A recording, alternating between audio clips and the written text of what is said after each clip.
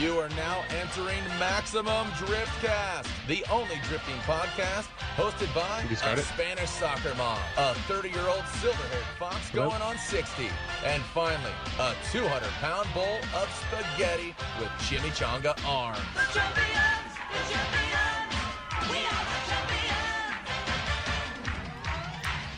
champions. And welcome to Maximum Driftcast. Maximum Driftcast. The only drifting podcast where Sam is asking if we're live during the intro song. So that should be Well, you guys super didn't say if cool. you're going to go live or not. I didn't know if you're going live yet. Sam. Hey, Sam, we have news for you. We are live. Welcome, Sam. Welcome back. I know you missed one episode, and missing one episode can really throw you off. He's like stiff as a rock right now. I know. I can't believe how stiff he is. So we're live right now. Yeah, like right now we're going Everybody's looking at your face right now. Your embarrassment. Really? Oh, that's so embarrassing. There you go. So, Sam, what is it like to take a day off from the show? What happens? Well, usually just lounging, relaxing at home. I was like, you know what? Today I'm just going to not leave my bed. I'm going to drink 15 shrimp cocktails. Just really hang out. That's the goal. Wait, so you drink shrimp cocktails? Yeah. Yeah, how do you do it? Wow. So can you do that with a straw? I bet Corey can suck a shrimp through a straw. Yeah. It's actually really satisfying to see him do it, too. No, it's not bad. If you give me some of them jumbo shrimps, I'd be able to blast that thing right through there. So yeah. It's one of those things I've been just working on for a long time, and now that I got a all-you-can-eat Red Lobster. It's an acquired skill. They don't bring me silverware. They bring me two straws and a plate, so that's what I've been doing. What have you guys been doing this past week in a car-related, drift-related world? Working. My legs are hurting right now. I've been working on the C3 Corvette. I did a lot of C3PO Corvette? The C3PO Corvette, yep. So everybody knows I love Star Wars. Because it is actually yellow colored, isn't it? It's gold. That's what they call the C3 PPO. See, I have a great idea. I'm going to make it gold. I'm going to call it Gold Leader. Okay. And put an RB25 in it. Yeah, and I'm going to... Arby's. No, he's going to put an Arby's 25 in it. An Arby's 25 with double cheese. Yeah, put an Arby's melt in there, Arby's sauce. Yeah. And then I might change my name. I'm going to be Paco the Force Ibarra. You should be Chupaco. Chupaco. There you go. Yep. Chupaco, and then the car will be the C3 PPO with the Arby's. No, Paco will be Jabba the Butt driving the C3 PPO. And I'm gonna say the car is not. I'm gonna say the car's a Datsun. Yeah. That makes sense. That'd be cool. Because I nothing like that's really been done before. I before. have a dot son, but then he got a sex change, and now he's my dot daughter. Dot's daughter. That's cool. That's very progressive. No, well, the thing is, you see, Sam had a week off of relaxation, sun tanning. You do have a nice bronze on you now. Yeah. So it's like he actually came to Arizona. So from my understanding, I didn't want to tell you guys. I was actually in Phoenix for like 12 hours. Yeah, it's like we weren't gonna know because there's photos all over you with your mom. I was literally in Phoenix when you were doing the podcast, which is the worst part. Yeah. Well, I'll tell you this: it's kind of hard to hide from us, Sam, when we're best friends with your mom on Facebook, and she posts everything. Well, I was traveling for Snap-on. We did a great garage at the Mesa Fire Department, and I was there for like a solid 18 hours. I had just enough time to give my mom flowers on her birthday. I surprised her. That felt nice. And then I had to go to bed and fly to Miami, and we shot another episode. And then I came home for a couple hours, and then I rented a truck. Nice. I went to King of the Hammers, and this you got year hammered. they did declare me the king. Finally, Yeah. They took one look at my hammer, and they're like, this guy's the king. Yep. So the other thing I was going to ask you, Sam. So what is it like to be around a bunch of firemen? Well, here's the weird part. So I show up, right? And all their shirts just rip off, their pants rip off. Yeah. They pull them like from the middle, which is strange. And then they start, the lights dim, and then club music plays, and they just all start dancing. And then it's really, firemen, they work hard, they play hard. Yeah, no, see, because that's the thing. I saw you out here, and I was wondering why you're going to a fire station with some grease and some cowboy hats. You got to play with their hose? Yeah, I did actually. Well, that was my. So, all joking aside, this is the third season of Snap-on Great Garages, and I don't know if you've seen the previous episodes, but it always starts out with like, "Hi, I'm Jared Deanda, and this is Snap-on Tools, great garages, and then like something happens. Like we did one where he's at the dyno at AMS Performance, and like the skyline behind him gets really loud. So I was thinking like, hi, I'm Jared Deonda, and this is Snap-on Tools, great garages. So we just blast him in the belly with a fire hose. But apparently, I did actually ask the firemen, who were like a bunch of salt of the earth, not as they didn't lack a sense of humor. But when I was like, hey, can we blast Jared with a fire hose? They're like, that would probably actually really hurt him and rip off his skin. I was like, all right, but can we do it or nah? The answer was no. We couldn't do it. Really? Jared still has his belly skin for now. Jared belly skin. That would make some good pork rinds. Yeah. I do get to direct this season though, so I did make sure that Jared got to play with the fire truck siren, and as predicted, I was like, hey Jared, just play with this for a minute, and he was like, what do you mean play with it? Like I'm not like a kid or something, or like you can't just say like, just play with it. I was like, you're gonna figure it out. I'm sure you're gonna be fine, Jared. And then he gets in there, and then it wasn't just like a whoop whoop. He sat there for a solid minute doing like a greatest hits rap beat. And then you realize that the guy from Spaceballs is in there making all the noises for the sirens. You talking about Mel Brooks? No, that one dude, the major asshole. I'm surrounded by assholes. Yeah, come on, Sam. Really? Jesus, Sam. Out of all the movies, the only video I don't know. The only movie that I know. You don't know any part of it. The only movie Corey knows is Spaceballs. Yep, Spaceballs is Dumb and The only Dumber. movie you knew was Dirty Dancing. I was a part of that one, but now I'm more of a Spaceballs. You're the dirtiest dancer. I'm the dirtiest dancer as anybody's seen. Weren't you his stunt double on the dancing scenes? I'm Kevin Bacon's stunt double. Yeah. They call me You're Kevin. No, they call me Corey Bacon Corey and Eggs. Ham. Corey Bacon and Eggs. So, yeah, no, I'd be the stunt double for Kevin Bacon any day. But yeah, then I went to King of Hammers, which is fucking nuts. It's if you guys haven't seen, it is like a Burning Man in the desert, except for replace all the hippies with a bunch of truck bros. Yeah. I can't imagine. I got to do a cool video for a driving line and one for RS, and you'll hopefully see. Like the video for driving line is kind of like a fan's perspective of what to expect when you get out there. So hopefully that looks cool. That shit was bananas. But so I'm going to be home for a few hours before heading to Pittsburgh tomorrow. I don't even know what state Pittsburgh. So hey, when you do, I want to go back to King of the Hammer. So I know you're just crowned the king of the hammer. When you usually go out there, do you sleep in an RV or do you just pitch your tent? Well, last year I slept in Vaughn's RV. No, where did I sleep? I slept in a hotel room near Vaughn's RV. And then this year we had an Airbnb with Vaughn's team, so that was cool. I got to take a shower after, but it doesn't matter. There's still dust in literally all of my cracks, all of my cameras. There's dust everywhere. That's cool. Yeah, I heard there was like 70 or 80,000 people out there. Yeah, it was really insane. I took like this time-lapse photo of it going from day to night, and it looks absolutely insane. Just there's such a wide following of these cars and this lifestyle that like I don't think these people are as active on social media as a lot of other motorsport. Maybe they're just like always too busy being desert people. Yeah, it's just like Mad Max on crack times 1,000. Like there's no way to describe it unless you can actually get out there. But yeah, these people that are all passionate about their vehicles, and like there's these kids that Forsberg came out and we hung out on Saturday. He got a new cool Polaris Razor badass vehicle, but he somehow ended up pulling up right next to his a buddy of his. And they had friends out there, and this kid was like, I was checking out his truck. He's like, oh, it's nothing. I'm kind of embarrassed by it. Like, was his attitude, because it wasn't like the nicest truck out there. But he built it from scratch. It had like the frame rails of an 80s Toyota like Hilux essentially, and then he built a custom cage around that and custom everything, like built from the ground up from scratch. And he was like, yeah, it's not that cool. Like, it's not nice compared to all the other dudes out here. But it was still one of the most insane builds I've ever seen. And where any other form of motorsport, like it would have been such a wild contraption, but like this is just the norm for the desert, is these people just build these psychotic off-road machines that can crawl up 5 to 10 foot rock formations, and it's super cool. This is your second King of Hammers, right? Yeah, I was really out there barely for like one day last time. I actually got to get the full experience this time. Not the full experience, I was only there for 2 days. It lasts a whole fucking week, but I don't know how anyone does that. 2 days was enough for me, but it was wild. I loved it. How did Vaughn did?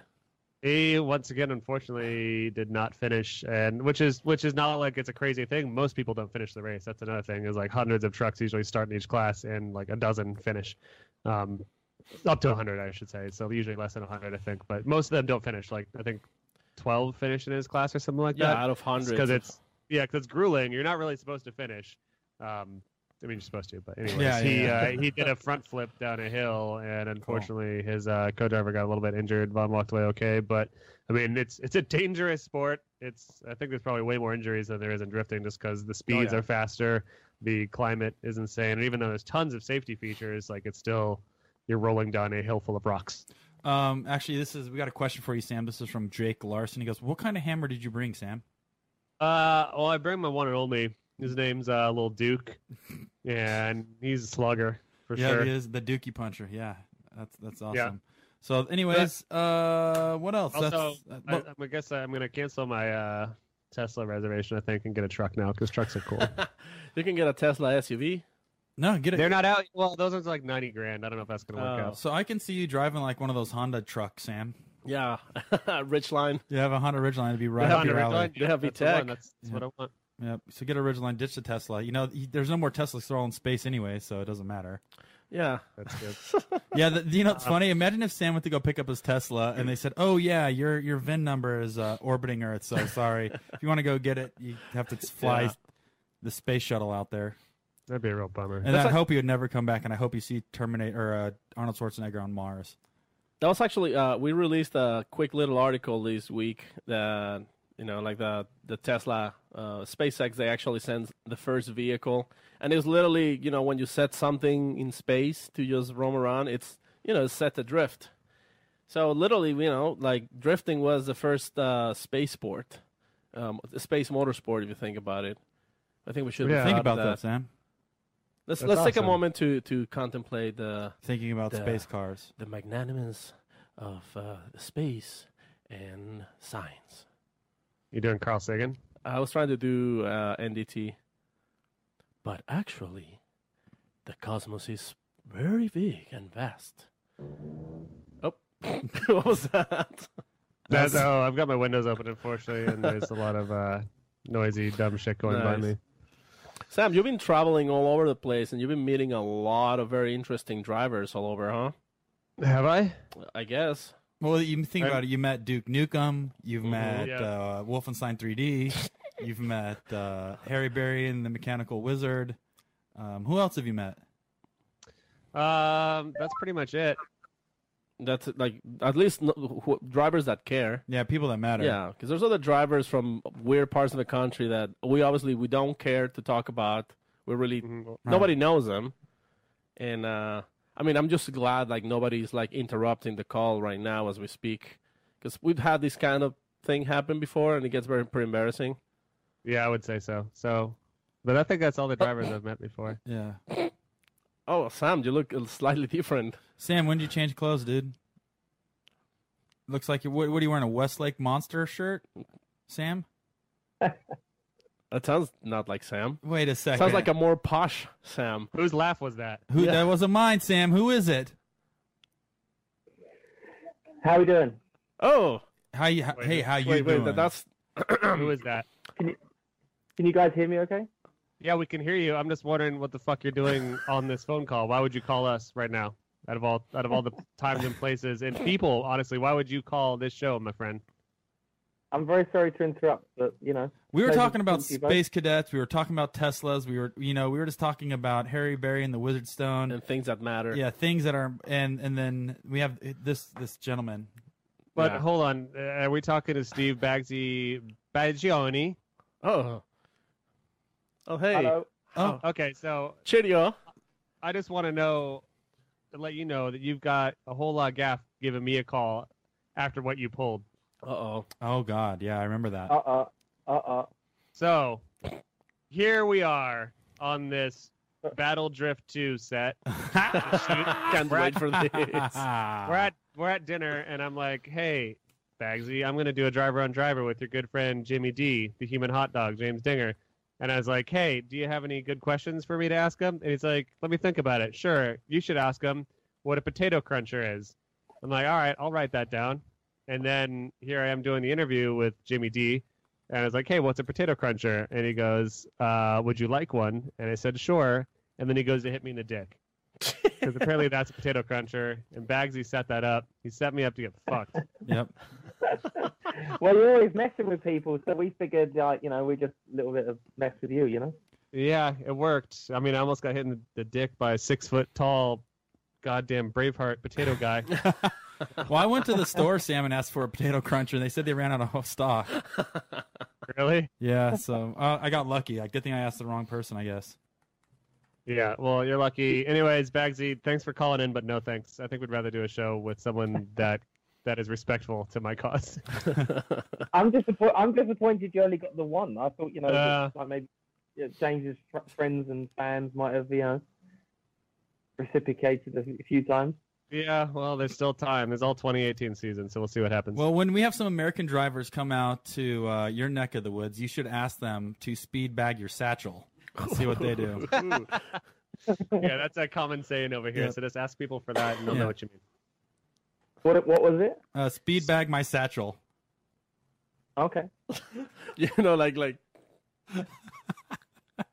I've honestly never heard that one, but yeah, we'll for sure we'll try that one next time we have a driver over visiting. All right, so Baggsy, let's start from the beginning. Who the hell are you? What do you do? Why you got a funny name? He's like, all right. You thought this is where it's going. Yeah. Yes. You know what you were getting into, bro. So. Yep. Yeah. So Baggsy started from a really, really young age. I was playing football with a bunch of. Well, hold on. Pause. American football or hockey? What does that mean?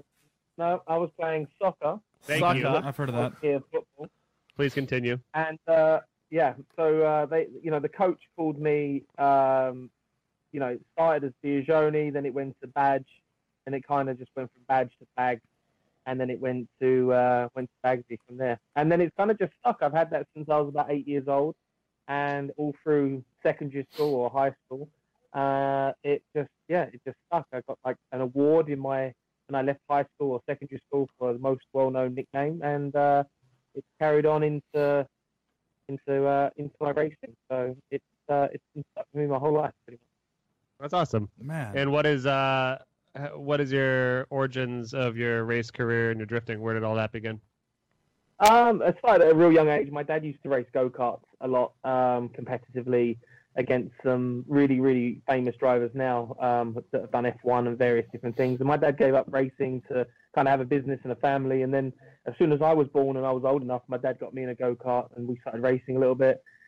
And then did a bit of circuit racing, did a little bit of motocross. And then I kind of just saw drifting one night out at like a car meet, like dudes doing donuts and a few various bits and pieces. And I was just like, this looks way more fun than pulling my handbrake up in my front-wheel drive car, turning around, impressing girls. So I was like, I need to get a rear-wheel drive car. So I literally just went out and bought the cheapest rear-wheel drive car I could find, which was a Volvo 340 1.7. I got it for like £120. And literally just waited for it to rain and just went and kicked it as many times as I could until it broke, and then fixed it, and then just carried on doing that and fell in love with the sport. And then went online and found this whole world of drifting and Formula D and Japan and D1, and it kind of just went from there. I entered in a few regional events, then I went and did a national event, and then from there it kind of just snowballed, and I've been kind of riding it out for the last sort of 8-9 years. That's awesome. So, and then there's a whole bunch in between. But let's talk about where are you today? What are your accolades and what's going on with you in present time? So right now we just got back from the last event of our 2017 season, which was D1 China, which was in our 2018 year, obviously, because it's January, but obviously the Chinese New Year is until February, so that was still 2017. So we just did that event, which was a little bit nutty, and then we're now just getting ready for the new season. We got all the cars coming home. We're going to just prep and then get them back out there again. And we got a new European Championship that we look like we're going to compete in, and then probably finish up the end of the year back over with you guys, maybe doing a few rounds in the US. Wait, what? All right. That's what I've been waiting to hear, man. That was if we addressed one thing in this entire conversation, I wanted to hear confirmation that you were going to come to Formula Drift? Well, I'm not. Well, there's no confirmation of SD, but I'm definitely coming over to do some various demos and stuff again with Nick. And let's see if we can find a way that if we've got a car in the US and we're doing some NASCAR demos that we try and fit in maybe around or two SD somewhere. But that said, we would have liked to have done it last year, but the GT-R doesn't comply with SD rules. Our rulebook in Europe is still very different to the SD rulebook, which kind of I feel like has held a lot of drivers back because our equipment doesn't suit the FD rulebook. The same with Japan regs don't really fit the FD rulebook.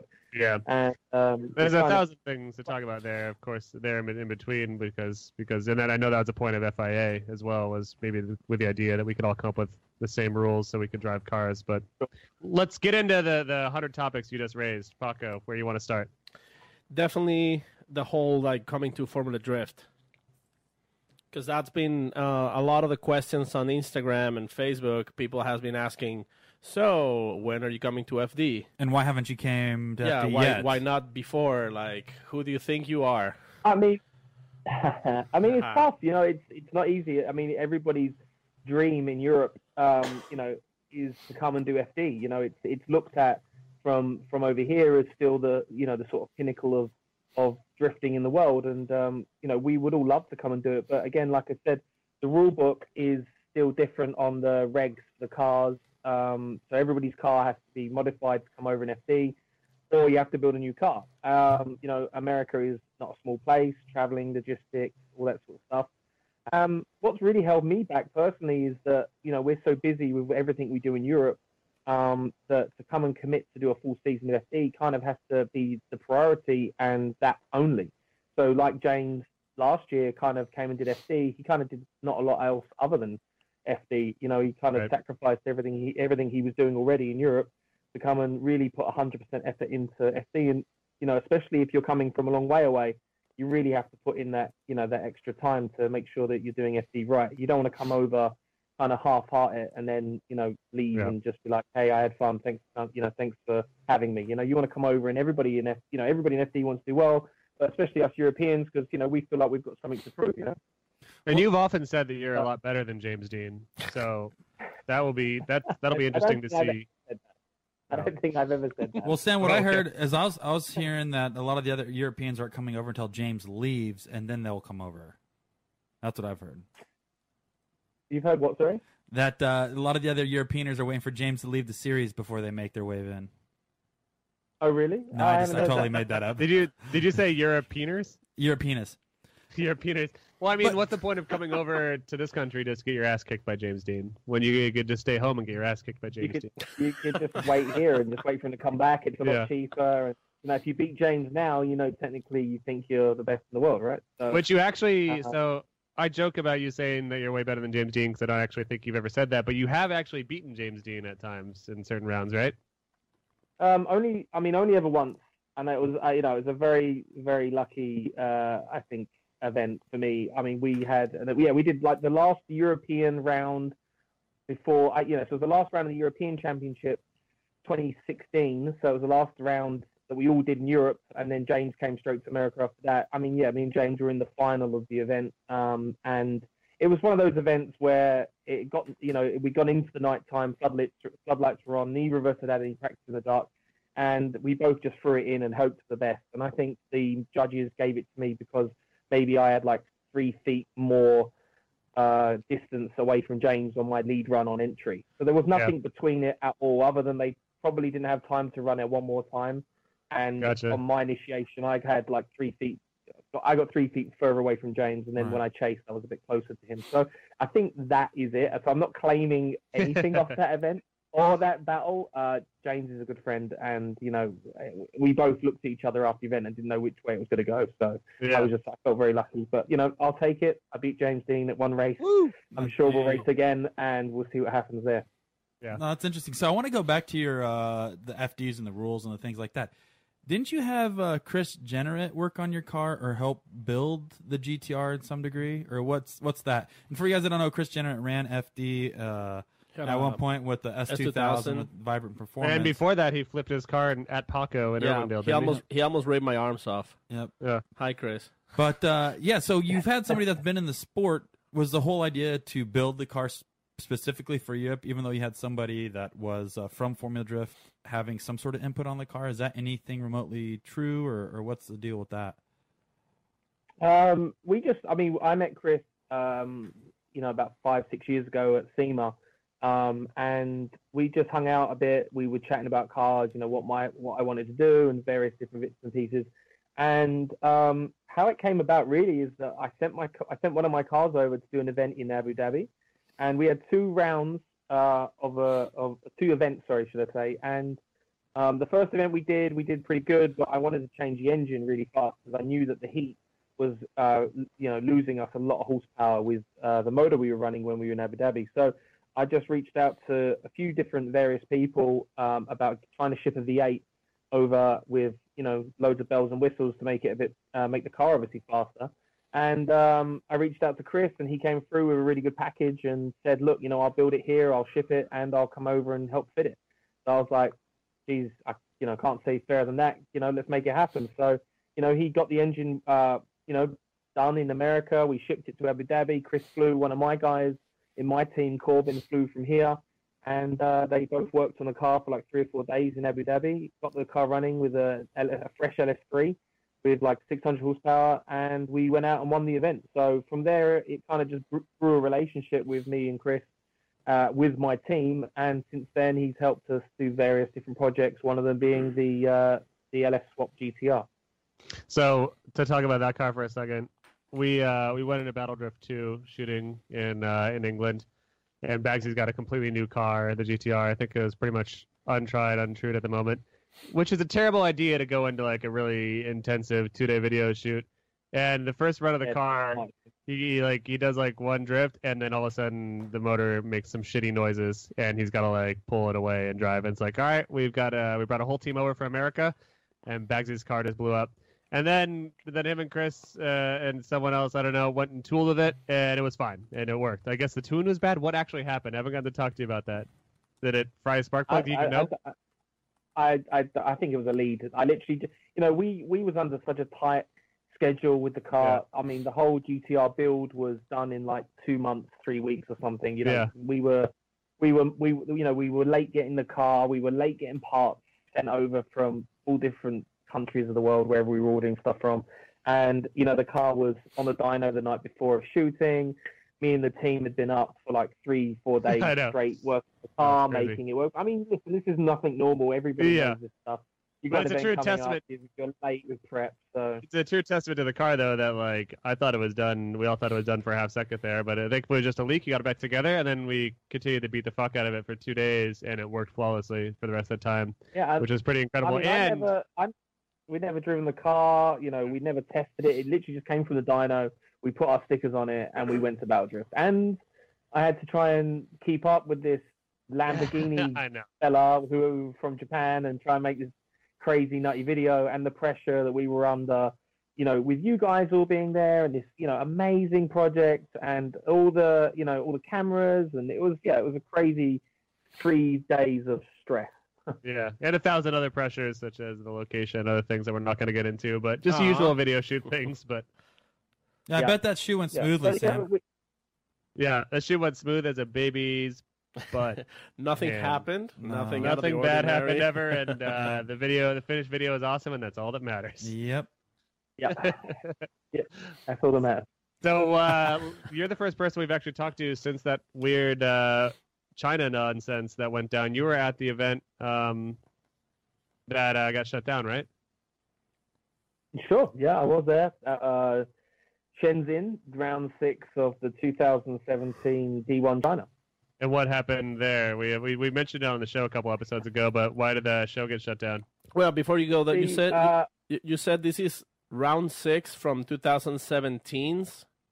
Yeah, he mentioned that because it's Chinese not 2018 New Year in China yet.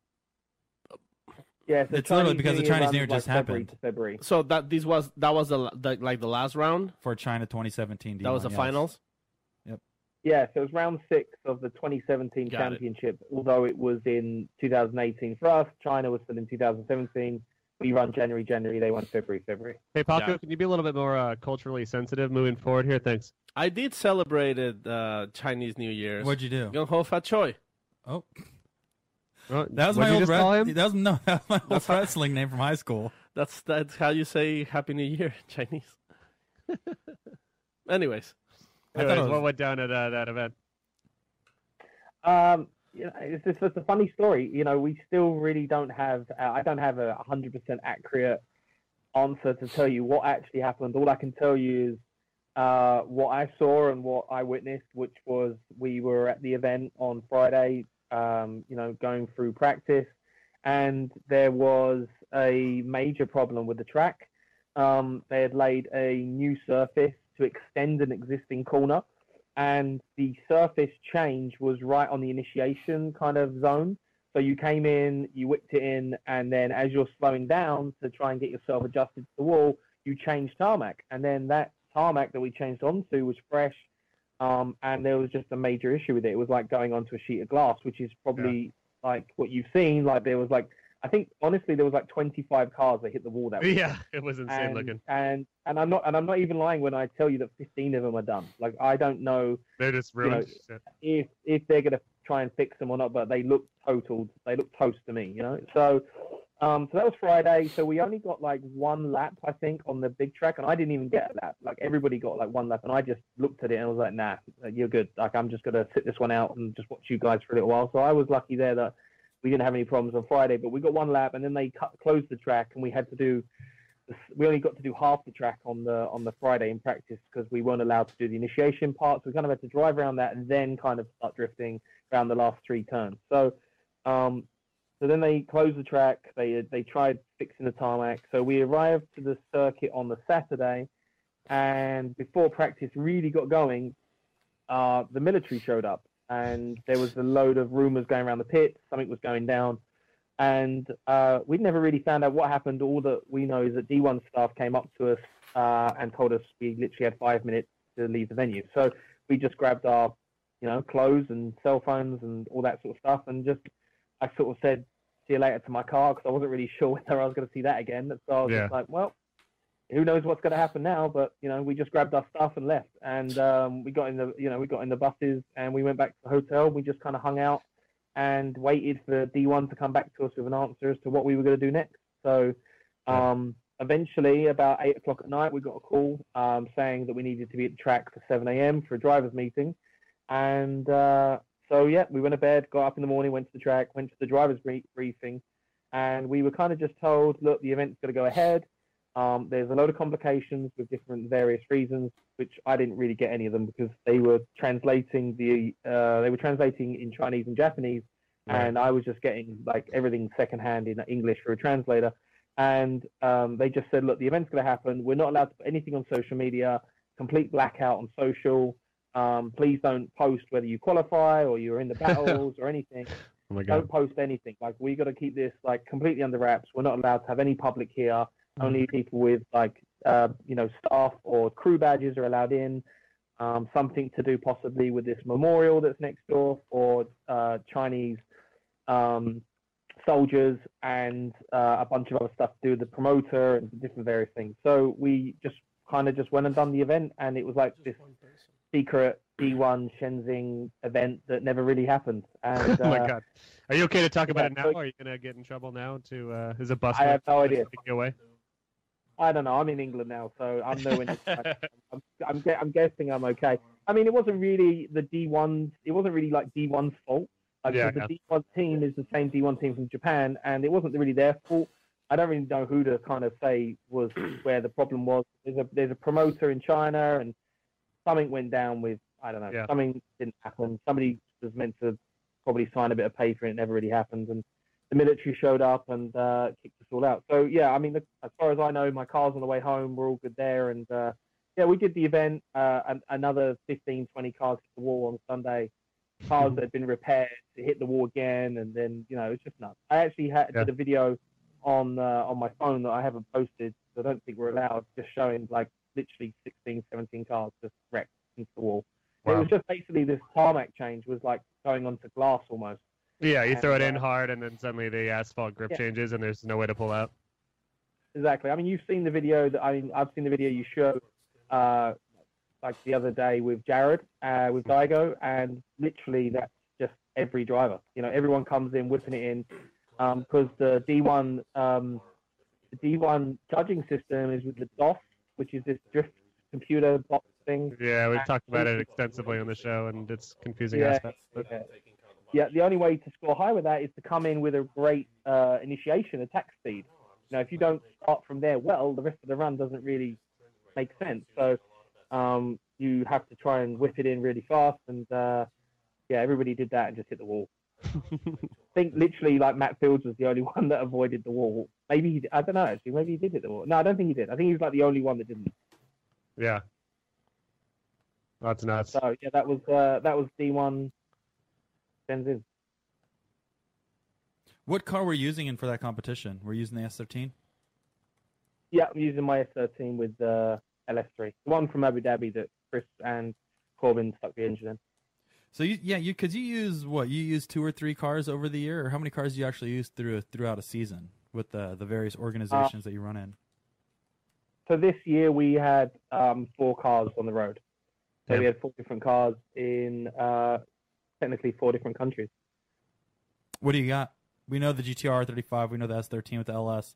What's the other 2? So we have a PS13 with a V6, and I have a RX-7 FD with a 1JZ. 1JZ. All right. Sorry, I get excited whenever I hear British talk.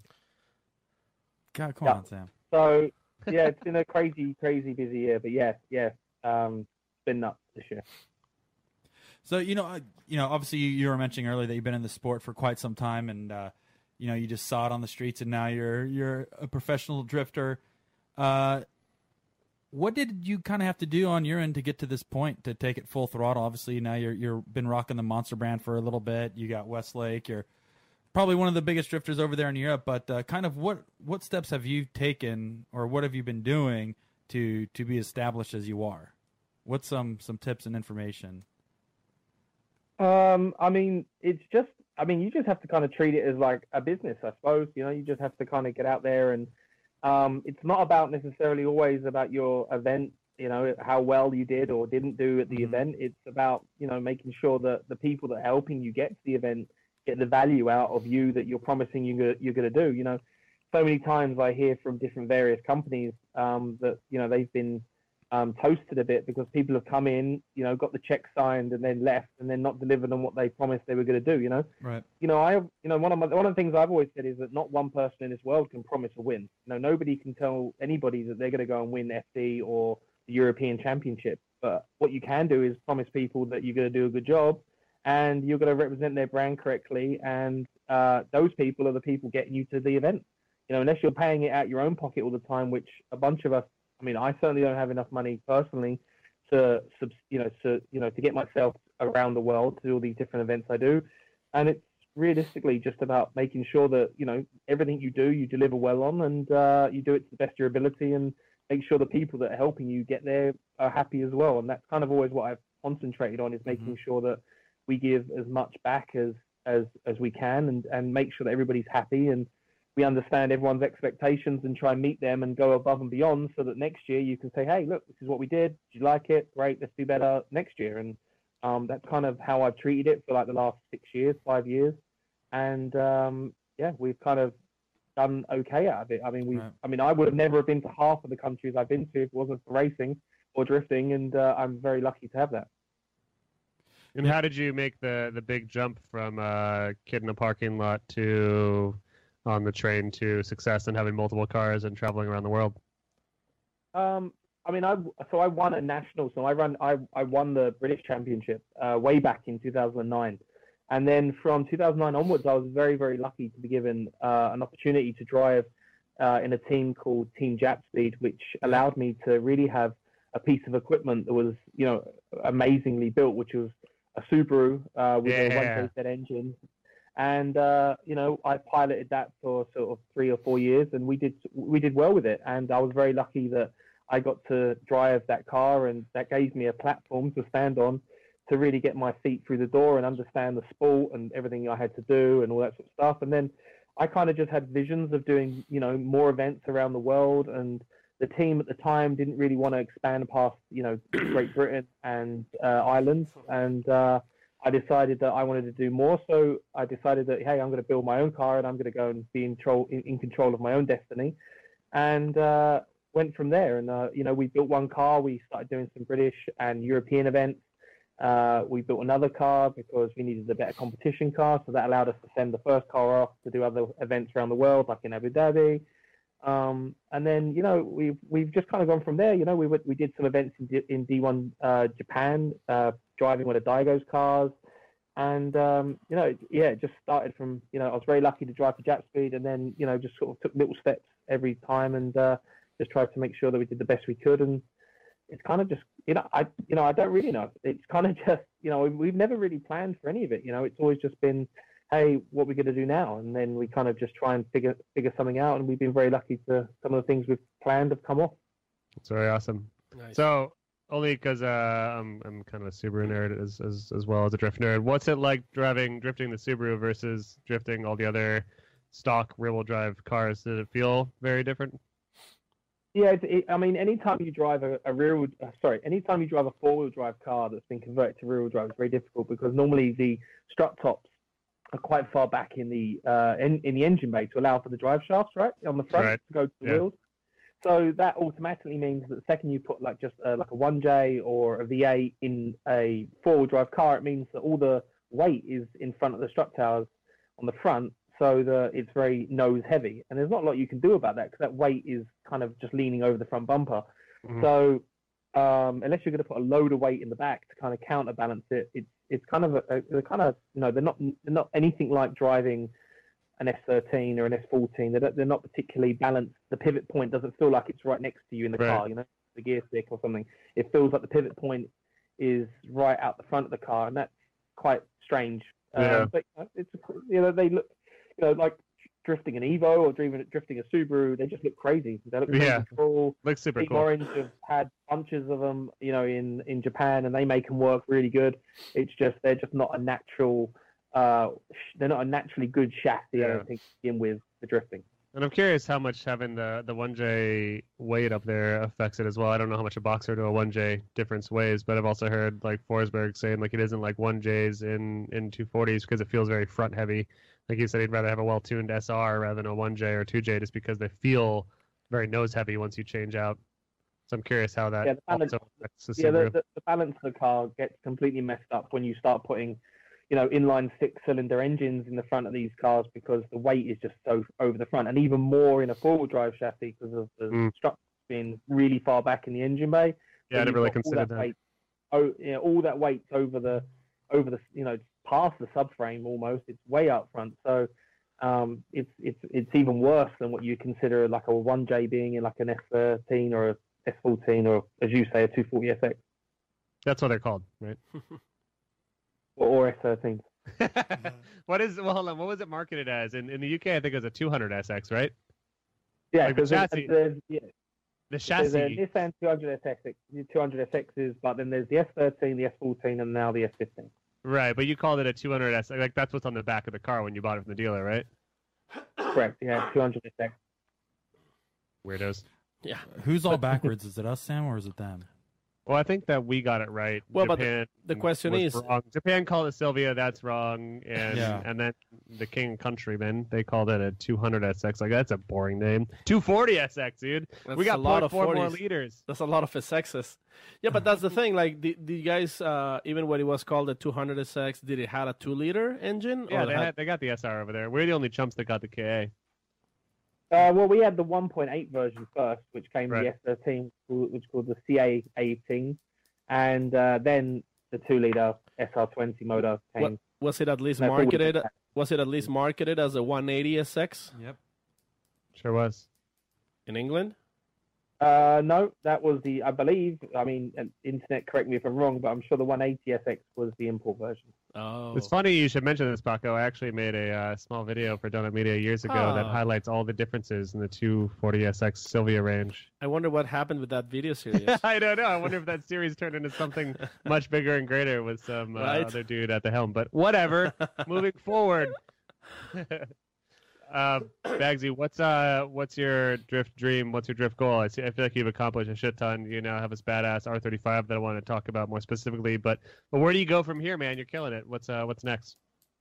I think obviously the dream is to come and do FD. You know, we've been talking about doing it for so long that we really want to make it happen. It's just trying to fit it in the schedule. As crazy as that sounds, I don't want to drop everything we are doing already in Europe. So yeah, it's just kind of get over and do FD and compete there, and then after that, you know, I'm not really sure. I would like to go to New Zealand at some point. That looks really cool. But other than that, you know, we've done Japan, we've done China, we've done most of Europe. We came over to do a few NASCAR drift demos last year. So yeah, I think FD is about the only thing that we're really looking at now seriously and saying, you know, we want to come over and you know, really give it a go. And to be the most competitive in a, let's call it 2019 FD, what car would you bring? In 2019 to be competitive in FD? Yeah, I mean, we'll see what 2018 brings as far as how much it's turned up once again, because obviously it got turned up a little bit last year with James Dean's and Peter Wiechek's S15s. And we'll see what happens in 2018, the American response to all that. And, you know, it's escalating more and more. So with a little bit of foresight, I guess it's tough to say. Well, I don't know. What would you bring to 2018 FD if you were coming this year and in a couple months to Long Beach? What car would it be? Your R35 to destroy the Americans? What's your plan? No, I don't think it would be. I think the right now the GT-R makes a fantastic demo car, and we have loads of fun driving it. But you know, we still need to.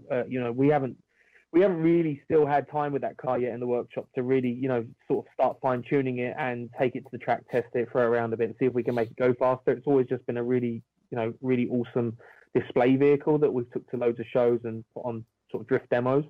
If I was going to come over with anything to FD, it would be my PS13. Yeah. We'd be super more competitive with that. Yeah. How do you feel about the idea that you need to have a new car to attract sponsors and fans? Like, I think that's something we've mentioned on the show quite a bit, and to have a actual marketable car that kids can go out and buy, like a FRS/GT86 or a R35, for example. Not that a kid can go out and buy that, but you know what I mean. A modern car. You don't think you need that to be competitive in the sponsor market? I mean, it's always nice if you can do that. I mean, if you can bring a new car that's still available in the showroom, that's great. Right. But from where it is right now in the world of drifting, I'd suggest that unless the manufacturers are all going to start lining up and saying, "Here's a chassis," right. Go and here's two chassis, go and develop one and make it happen, and we'll support it. It's difficult to always do that, and for anybody who's coming in with a budget that's sensible, it's always easier to use a chassis that's proven, developed. You can buy bits for them. There's plenty of companies out there doing all the right stuff for these cars, and you can sort of bolt one together and go and be competitive. If you're going to sort of pioneer a new chassis or a newer modern vehicle that you've got to do all the development work to and the fabrication. Sometimes that's a little bit out of the reach of some people. Yeah, absolutely. Well, Corey, you have an advantage over Bagsy. I mean, you've been to Mexico. You haven't been to Mexico yet, right? You've been to Panama. Only on holiday. There you go. And you've been to Panama. Just premium drifting countries and. Oh yeah, the top two leading development driver countries in the world. Mexico, Panama, Manzanita Speedway, and just Mesa. all over. No, it's funny because I was just thinking about this. You were talking about sponsorships and stuff like that. I probably see you at SEMA every single year here in the United States. You come out to SEMA quite a bit, the auto show. Oh, sorry, I lost you there for a second. You talking to me? Yeah. No, I was just saying it's funny. You're talking about sponsorships and all these cars and things, and it's like it seems like every year I still see you at SEMA at the end of the year coming out working deals, and it's like every time you show up, it's like, all right, I think he's trying to work that deal to do FD this year. All right, what is? And it's funny. It's like you come to the United States. To do whatever it is you do SEMA if it's meeting with manufacturers, suppliers. But, obviously being a primarily European-based driver, what's the advantage for you to be coming to SEMA? I like Vegas. Yeah, well, that's a big part of it. That's the right answer. Really, next question. Yeah. I mean, of course, some of the sponsors we've got and the partners that we've got on board there, obviously their head offices are in America, and all the right people are at SEMA. I've got a bunch of friends in the US, loads of FD drivers. I enjoy hanging out with them dudes, and it's really, even just some of the like for instance, our tire sponsor Westlake, they are based in China. They go to SEMA, and it's right. A bit easier to go and see them at SEMA than it is to go all the way to China to go and see them. So, plus everybody's there, and you can have some fun and see what's up with new builds and see everyone's new cars on display. And I think it's just it's a great place to go and hang out and meet people, and see people you want to meet. Yeah, that's the thing is now we're seeing actually a lot more European brands displaying products here at SEMA. Before there, even just a couple of years back, it was like obviously primarily a lot of the Chinese market was out here, and then a lot of the U.S. market. But now we're starting to see kind of more of an influx of European brands coming out to do some advertising, and it's bringing a lot of their European drivers out, which is kind of cool because once again for us we see you guys on the internet quite a bit, but we don't have a chance to really hang out. And SEMA seems to be the spot where it's like, all right, this is the only year where we can all get together because we're going to be meeting with people. And you bring up a good point. There's a lot of these other manufacturers in China, Taiwan, Europe. It's like, dude, it's easier to meet with those 10 brands over a week than flying to 10 different countries over a year. Sure, 100%.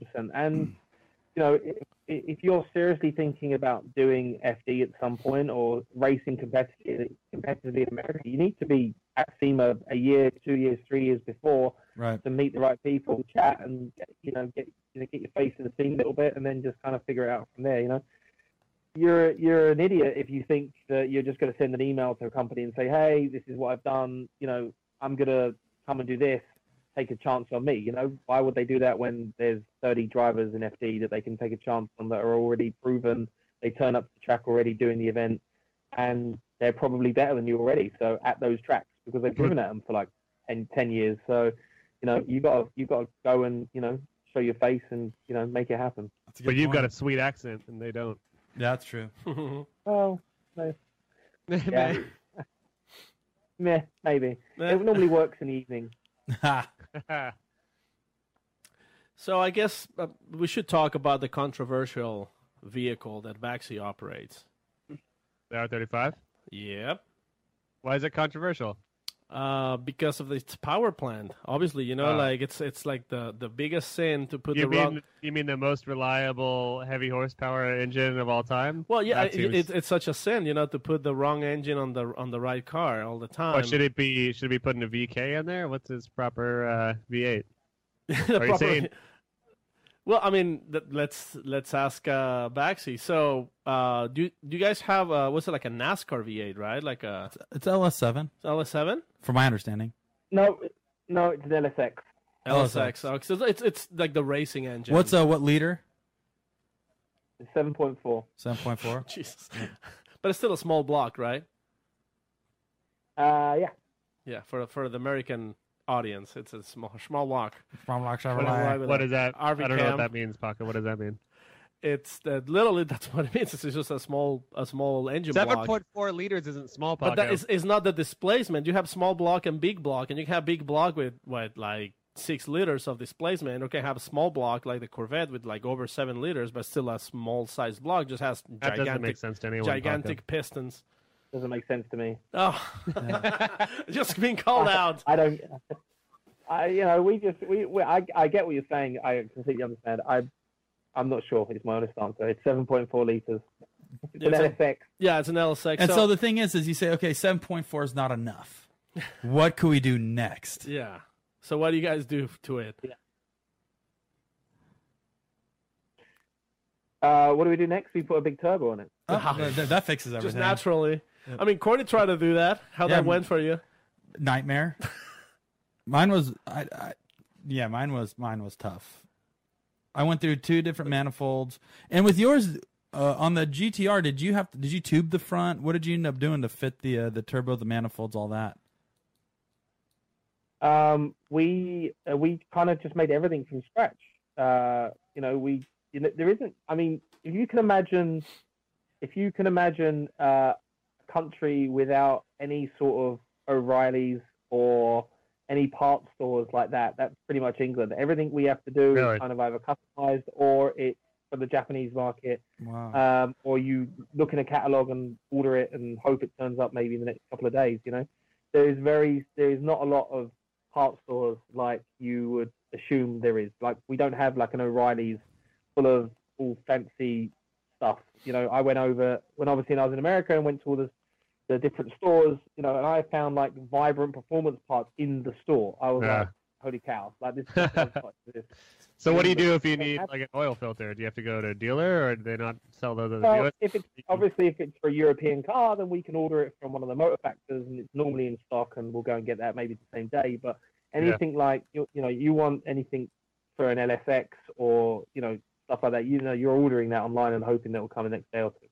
I mean, don't get me wrong. There's obviously lots of companies like Sticky and all those brands where you can, they make all that sort of stuff. But still, again, they're in the US. We're in England. The joke here is overnighting parts from Japan, but you're going to overnight parts from Florida. Yep, pretty much the same. That honestly, that happened so much when it came to the GT-R build. I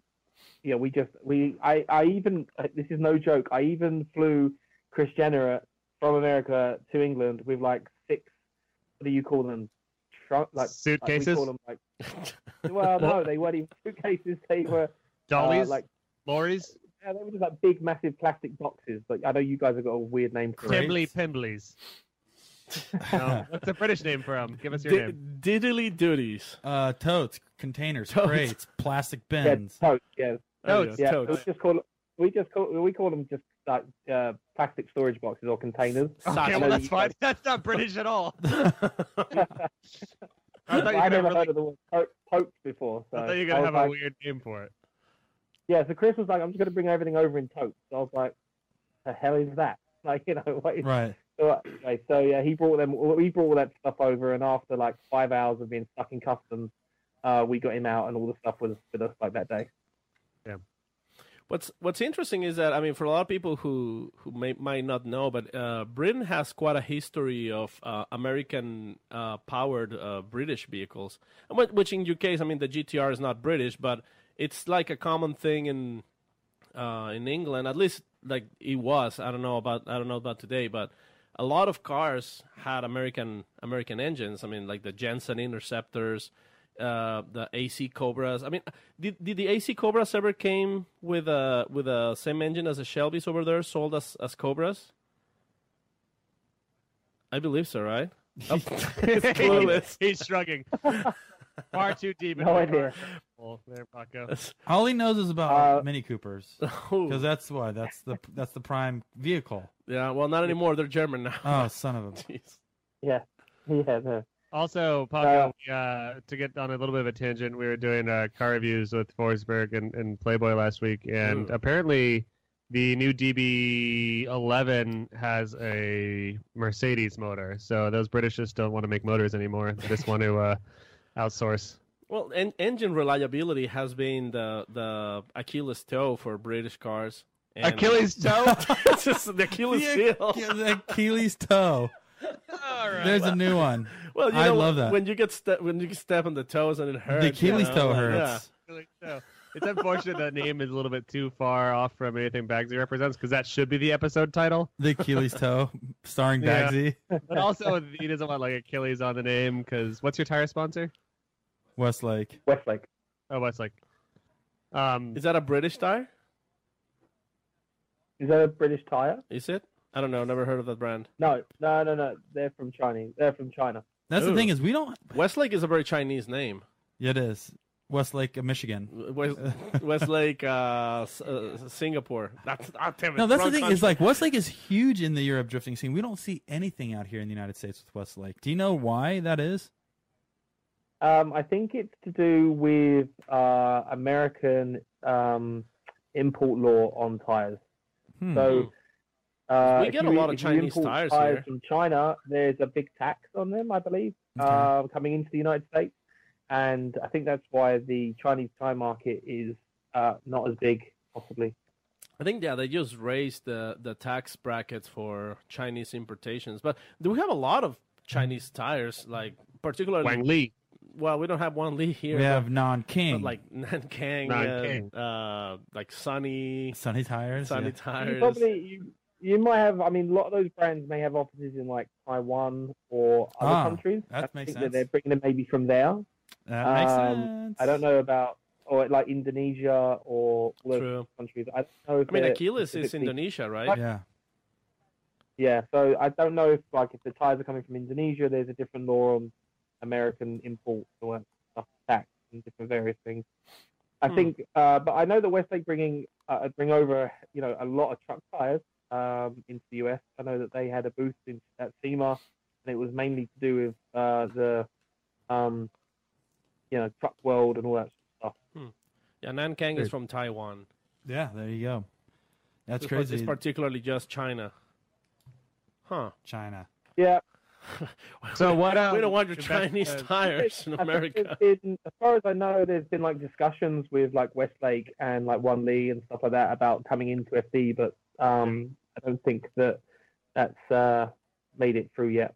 Yeah, I'm sure that would definitely help your cause to go out there. So hopefully we see something in the future that will allow you and maybe some fellow Westlake drifters to get out there.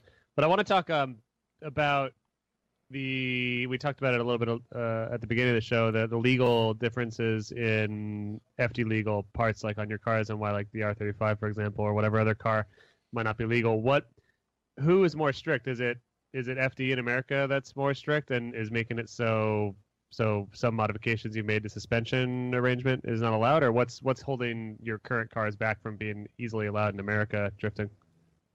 Well, I haven't read the rule book for this year's FD. I don't know if it's changed much since last year, but it's mainly to do with like the cage stuff.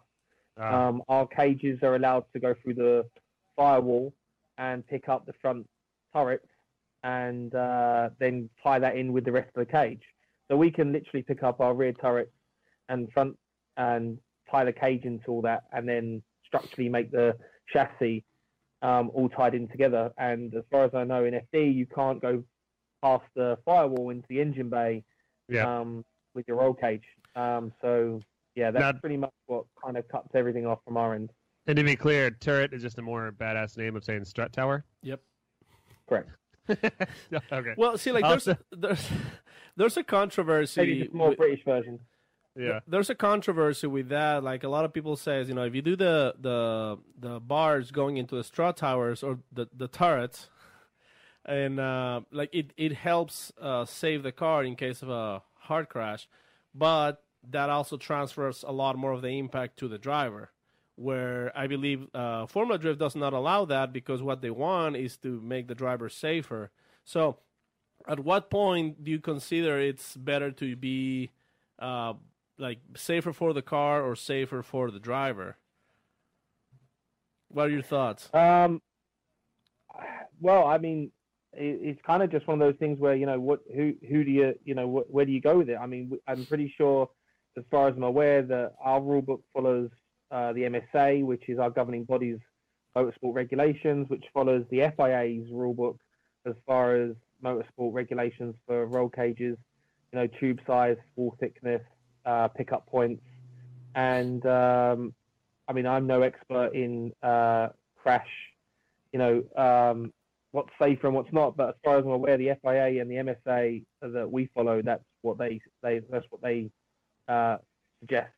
So all our GT cars and all of our different other formulas of motorsport will do the same sort of thing. So I don't know. That's it's done. The same rules are done in Japan. They're done in China. We do it. Everybody in Europe does it. I think it's pretty much just FD that has this one rule. Well, I mean, I might be wrong. There might be other parts of the world that do it the same, but as far as I know, that's what kind of holds back at the moment. What we're gonna do right after we hang up with you, we're gonna call Ryan Sage on his birthday and tell him, hey buddy, we know it's your birthday, but everybody in the world puts bars on the strut from the roll cage to the strut towers. Suck it What up. gives you the right? Yeah. Suck it. I'm sure he'd really appreciate that. I can't imagine how happy he'll be to receive that. And then we'll say, phone call. Baggsy told us to tell you. Bagsy told Yeah. us to call you. Baggsy told us to tell you, fuck you, Ryan. I'm never coming to drifting in Yeah, America. or else. Idiot. Happy birthday. Yeah, maybe if you could maybe just a little, maybe just avoid mentioning my name and hope he doesn't see this, and then feel free Bagsy's to got our ring me. back, Ryan. Baggsy, look. He told us. Baggsy. He We just said it needs wasn't a say good that. idea to approach you on your birthday, but guess what? Per Baggsy, I got a letter handwritten from him Well, here. Like I said, I'm no expert in what's the best ways to protect Oh, yourself. yeah, you are. We heard it Road first. cases, but We'll see what Ryan Sage says about that. It'd be like, so Ryan Sage, I am Bagsy. I'm calling you because I think you should put the bars on the turret. Turrets, you idiot. Bloody bloke. All right, so let's go. Let's talk car words. Car words. All right, front to back. We've got the bonnet, right? That's hood. Wait, what do you call bumpers? Correct. Bumpers. Great. Okay. Okay. Then That's we've an got easy the one. bonnet. That's hood. And then the what trunk is about, what? What about fenders? What do you call fenders? Wings. Is it the front? You talking about the front? Yeah, that like goes front- into the front bonnet and the outside. bumper? Yeah, Yeah, that's front wing. That's a wing. Wow, you guys got that That's the wing, wrong. yeah. Hold on. Let's keep going. Oh, so we got the bonnet. That's the hood. What do we call wheels? Wheels. Okay, All right, cool. good. We're two what for about two. what about windshield? Windscreen. A Windscreen. windbreaker. What about roof? Is that something else? No, that's roof as well. Wow. What about doors? Okay, trunk. We're That's taking. good. That is- No, hold on. We got a lot in the middle. What do Yeah. we call steering wheels? Directionometer. Yep, compass. Oh, turny birdies. All right, turny birdies. All right. What about shifter? Is that the clicky click? That's the yeah, tongue. that's the clicky click. The yeah, clicky that's click. Okay. Actually, And no, the the- e-brake the- is the- the pulley rip. The shifter is actually the stick. Is it? No. And the handbrake's the Willy Wonka. The handbrake's called the Willy Wonka. Back seat's called the old in-out platform. Yup. And then Good day. you got The trunk. turrets. The rear screen. And then you got what about The trunk. The trunk. Well, the trunk. Where I know the trunk is the Let boot. him. Let him. Oh, why Yeah, not just say it? That's easy. What other? There's got to be some other misnomers slash different words. the taillights. Come on, help me out. What do we call taillights? rear light. Real life. God damn it. Okay. Help me out here. Give us some dirt. What do we call the exhaust? What do you call a car? The golf muffler. Yeah. What do you call the whole contraption that drives you around? Sounds Damn like, it. We sounds heard like it somebody's first. listening to the game in the background. We heard it first. All right. A car. A car. God damn it. I thought there was gonna be way more. Yeah. Man. So, back to serious again. I read a statistic that that many younger people in the UK and America as well, but many younger people are no longer interested in driving cars just because public transportation has gotten as abundant as it has, and Uber and all that shit. Do you feel like there's fewer people getting into drifting over there, or fewer people buying and modifying cars? Is it a dying sport? I definitely, from when I was young to now, modifying cars has definitely changed. The scene has obviously adapted massively, with more diesel vehicles coming into the scene, and that sort of side of tuning rather than actually modifying. So when I first started driving, I had like a Mark II Golf, and the thing to do with that was like put better wheels on it, lower it, change the exhaust, put an air filter on it. There wasn't a hell of a lot you could do with like the ECU or any of that sort of stuff. So, but now everyone's rolling around in like Mark 7 Golfs or BMWs, and everything can be just tuned from a computer, and you can buy stance in a box, and that's kind of how it's done. Air and wheels and a flash mat is kind of tuning scene over here. Real leaving the cars subtle, changing the front and rear bumpers to like those great big like aero style things, and drifting is definitely getting more popular. We're getting more and more drivers all the time. Practice days over here are selling out in like 30 seconds. As soon as the tickets go online, people are buying them. Yeah. Like we got an event over here in the UK in a couple of weeks' time called Drift Missouri. Tickets went on sale yesterday. They're sold out in like 10 minutes. So it's a weekend drift event, and you couldn't even get a ticket for if you wanted to. I don't think. You got to be fast. That's awesome. That's good to hear. I mean, that's always been a staple of American tuning culture as well, is intake exhaust wheels. So I guess not a lot's changed in that regard. It's just gone from styling almost to tuning. You know, people instead of just doing the basic stuff, people now just they can just map the car on a computer in 10 minutes and off it goes down the road way faster. Yeah, well, now the tuning has gotten much more advanced as well. What if someone's not driving like an S13 or an S14? If someone's not driving a 240 or BMW as their first drift car, like, is there a more popular first drift car or basic drift car that we might not see in America? It's more popular there. No, I mean the same again. I don't know what people use in America as their first sort of cars, but I mean normally BMW, like an E36, is very, very popular. Yeah. Volvos. But I'd say sort of if you're not in a 240 or an S13, it's definitely the BMW E36. Which I think are possibly even more popular over there than over here, just from like what I've seen from amateur videos. Yeah. So it's like BMW is really popular, but Volvos and BMWs are definitely starting to become more popular over here since S13s and S14s are more expensive and running out of units. But sure, yeah. No, the E36 is probably the most popular thing you'll find for somebody to go and just start there. And what does that cost a young fellow in foggy London town if he wants to buy an E36 and go drifting? It's tough, because again they're really hard to find. You get an E36 with a 2.5 6-liter. Is 6-cylinder. Sorry, is £1,000 probably. If you want a clean one. That's not very expensive at all. Well, it is compared to when we started, drifting sort of 8-9 years ago. To buy a cheap one of those, it was like £400. They were just saving it before it went to the scrapyard because somebody was upgrading their car. They weren't sought after. But now there's a market for these cars. Once people are done driving around, and then once they've got like 130,000 miles on the clock, they're still good, but they're just tatty, and people will just buy them and take them to the track, and they're probably going to get wrecked anyway at some point. So. But just like the 240 track people have actually made the cars more expensive again because there's such a demand for them for racing. Yeah, exactly. Over here, they're loads of money. They're going up and up and up all the time because they're just getting, there's less and less and less of them. The standard cars, they've all been modified and different various things have been done to them. Their value is just going through the roof. Yeah, definitely. Boys, do you have any more questions before we get to the Instagram internet questions for Baggsy? We have a lot of questions on Instagram going on. Like I think it's time. People wants to know what is the Bagsy all about. All right, so of course, Baggsy, we asked our Instagram followers what questions they have to ask for you, and my favorite is one of the first ones by George Krapivko. He says, "Always thought he was Liam Doran. I was wrong." Not really a question, just an interesting statement that you thought that two people were the same person. Yeah, I don't understand. Welcome to America. I don't think we look very similar at all, but yes, maybe we do. No, we just know that there's that British monster guy. Is one of them. There you go. How about this? This is from Alex Peterson 9. Why don't you clean your car for international car shows? What? Did he show up with a dirty car at some point, Baggsy? I didn't. I tell you what happened. I know what he's talking about. There was a show in Germany called Essen Motor Show. It was in November. And basically, we sent the GT-R straight from the US to Essen Motor Show.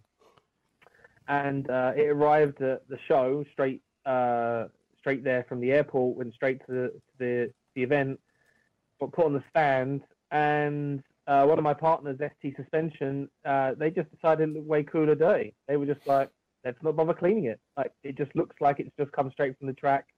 Every other car at the show, other car at the show, it's like half. The show is huge. It's like half the size of SEMA, which I know SEMA is huge, like the biggest show in the world, but it's kind of like half the size of that. That's so friggin' huge. It's like for that, it's like huge. So, especially for us in Europe, it's a massive show, and every car there is like sparkling, like they are brand new. The tuning scene is very much, or the modifying scene in Germany is very much about beautiful paint, crazy airbrushing, really, really nice cars. And my car turned up and it literally still had sand in it from like Phoenix. And and it was, I had even the tires in the back were done. They were bald as hell. And it still had rubber hanging off the rear bumper and stuff. And yeah, I know. I turned up to the show like 3 days in. And the show had been going on for like 3 days. The busy first weekend was done. I turned up on like the Monday and Tuesday, looked at the car, and I was like horrified. I was like, oh my god. Well, I mean, see, it's got a cool inspiration though. I mean, like Ford did that at SEMA with their 24-hour Le Mans Ford GT. Like it was still covered in all the shit that it won Le Mans in. So it's like, it makes sense. But I mean, the only thing you won was the NASCAR halftime show. So. Yeah. That's true. Hey, what do you think? Speaking of which, what do you think what do you think of Phoenix? Is that what we're gonna ask him? No, I was gonna say, what do you think of NASCAR fans? What do you think of NASCAR fans? First of all, they're cool. They're very, very enthusiastic. They're cool, passionate people about the sport, and they love shouting "woo" and pumps and all sorts of stuff. So they love it. It's great. Yeah, that's right. Wasn't he here in Phoenix not too long ago? Yeah, like I said, he was here in Phoenix. So Paco and Corey are currently in Phoenix, and I grew up in Phoenix and recently moved away. But what do you think of our hometown? That's cool. It's really cool. We stayed in a beautiful hotel. No way. Yeah, it was really nice. What time of year did you go? Yeah. And that was November. during November? November. Yeah. November, you haven't seen shit, bro. Yeah, well, the other thing too is he had daylight for 3 days straight out here, which he probably doesn't get back home. Yeah, what was it like seeing the sun? The weather of it. Yeah. I mean, bear in mind that it's pretty much 90% of the time here freezing cold and grey and raining. So it's nice anytime we get to see the sun. What city are you in at home? I'm in Essex, which is just outside London. Yeah. That's like I've just heard that name in so many movies and Essex. How often do you have to worry about Saxon invaders? Is that common? It's a daily worry for us. All right, cool. And all right, we got some more questions. Here's one. Here. This one's from MJWA1. What's your favorite event of the year? This is the right Chinese year, to be fair. You could be the English or the King's year or the Chinese year. You decide. My favorite event. I have two events really that are kind of my favorite. It's kind of hard to pick between the two of them, so I'll kind of have to share the love for the two events, which is Goodwood Festival of Speed, which is a huge event for us over here. We get to drift the hill climb at Lord March's house, which is a massive, massive event. I can't tell you how big this event is for motorsport in Europe. It's huge. Mad Mike, Vaughan, Chris Forsberg came last year, last event. And then the other event is something called Monza Rally Show, which is in Italy. And it's a tarmac stage rally. And I'm a zero car, and I get to open every stage of each rally and just go around and kind of just, slide around the whole track and give the fans that are standing out in the woods or around the side of the banking or wherever they are, a little taste of drifting and kind of get to represent the sport and show new crowd every year what it's all about. And the event is so famous because Valentino Rossi competes in a Fiesta and he races, and it's the only event of the year as far as I know, that he's competitive in a car in. Obviously, he's very famous for all the MotoGP races he's done. And, it's an honor to be able to kind of be at the same event with him. That's awesome. I have a question. Paco, hit it. Yeah, okay. This one's from Roman GT86. Ask him how Richard Hammond did when he drifted his S13 V8. Richard Hammond, for those who don't know, is one of the guys from Top Gear. So looks like he drifted your car. Yeah, so we was involved in the new Grand Tour series, which is on Amazon. Yeah. So Awesome. it was for Series 1, which was I think it was like the last episode of Series 1. So my part in this episode was to teach Richard to drift. He was going to be entered into a drifting competition. And it was basically, it was just get him to learn how to drift. I mean, the thing about them three guys on Top Gear or on the Grand Tour is that they do a hell of a lot of driving, but they're very limited to the amount of driving they actually do versus, what they're actually they're doing. They don't really get the opportunity to be the guy who slides the car around the bend for that video shoot. Yeah, I assume that was their own Stig or their own test driver actually doing most of the drifting. Yeah, only movie because their magic. schedule is so tight with all the reviews and camera work that they have to do. So anything that you don't actually see their face for, especially like all the wide shots where you just see the outside of the car, I think probably like 80-90% of the time it's somebody else driving because they're so busy with everything else they have to do. So they're very limited to the actual driving time they actually get because, unless they're driving the car and talking to a camera in the car, it's not necessarily them. And, Richard really knew he really, really knew what he had to do. He just never really had any time to sort of practice it and bring in things like changing gear mid-drift or pulling a handbrake or an e-brake, as you guys call it, and, downshifting or braking, left foot braking, clutch kicking. He kind of knew what to do, but he'd never kind of put them together and went round 2 or 3 corners together, and then I had to factor in clipping points and judges, and I had to kind of say, cool, right, you're sliding around this corner, but we need you to do it a bit faster, and you need to do it with more angle. So it took us some time. We, again, even for this episode, we had very limited time with Richard because of his schedule with all the other stuff he had to do filming-wise, but he did pretty good. I mean, considering where we started and where we ended in only like kind of 7 days, I think we did pretty well. Full disclosure, I watched all of Top Gear except for like the last 2, or excuse me, all of Grand Tour except for the last 2 episodes. So now I greatly regret missing those 2 episodes because I would have seen you teaching Hammond how to drive a car. God damn it. Yep, and he had to compete against 2 other people, and he did really good, and it was a good episode. I mean, Amazon told us that it was one of the best episodes in that series, and we were very proud to be involved in it. It was a massive privilege. I would definitely drifting on TV in mainstream as well, which is it's always good. Homes that have never seen it before. Well, I'm going to watch that literally as soon as I can. That's awesome. I had no idea. After everybody's done listening to this podcast, go to watch the Grand Tour. Now go watch. And then screen. Did you say it was the last episode or the one before? It's the last episode of Series 1. So I know obviously Series 2 is already out now, so you need to go back to the last series. Yeah, and you also said that e-brake in your world is called handbrake. We call it a little bit of both here. But also someone from our Facebook chat, Eloy Perez, said tires equal rubbery rubs. Is that something you call them? Tires equal rubbery rubs. I've never heard of that one, but maybe. Okay, cool. And then from Instagram, who is this guy? Who's this guy? Says you have a game there in the UK. Here we call it fuck, marry, kill, or sex, marry, kill. I think you call it boink, ring, stabby, stab. And it's who would you fuck, who would you marry, who would you kill with ketchup, mustard, and mayonnaise. Ugh. Ooh. Tough.